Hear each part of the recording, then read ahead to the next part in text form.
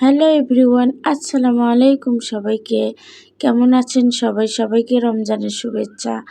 গরুর মাংস রান্না করব, আর এই রান্নার ভিডিওটা খুব সহজভাবে দেখাচ্ছি। আর রমজানের রান্নাগুলো আমি অনেক সহজভাবে করে থাকি। যেমন প্রথমে মাংসগুলো কেটে ধুয়ে পানি ঝরিয়ে নিয়েছি, তারপর উপরে পেঁয়াজ কুচি দিয়েছি, তারপর আদা রসুন বাটা, হলুদ গুঁড়ো, ধনিয়া গুঁড়ো, মরিচ গুঁড়ো, জিরা গুঁড়ো, গরম মশলার গুঁড়ো, সব মশলা একসঙ্গে দিয়ে তারপর দিয়ে দিচ্ছি সরিষার তেল।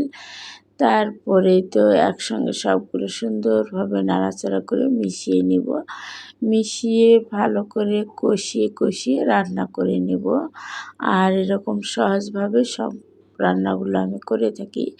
আর রমজান মাসে একটু সহজভাবেই করতে হয়, কারণ অনেক রান্না থাকে, অনেক ইফতারি বানাতে হয়, তৈরি করতে হয়, যার কারণে কিন্তু অনেক বেশি কাজ থাকে। এই জন্য রমজান মাসে আমি রান্নাগুলো এরকম খুব সহজভাবে করে থাকি।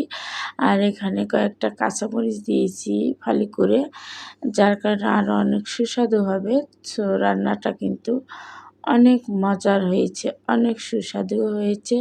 কালারটাও দেখতে মাশাআল্লাহ খুব সুন্দর।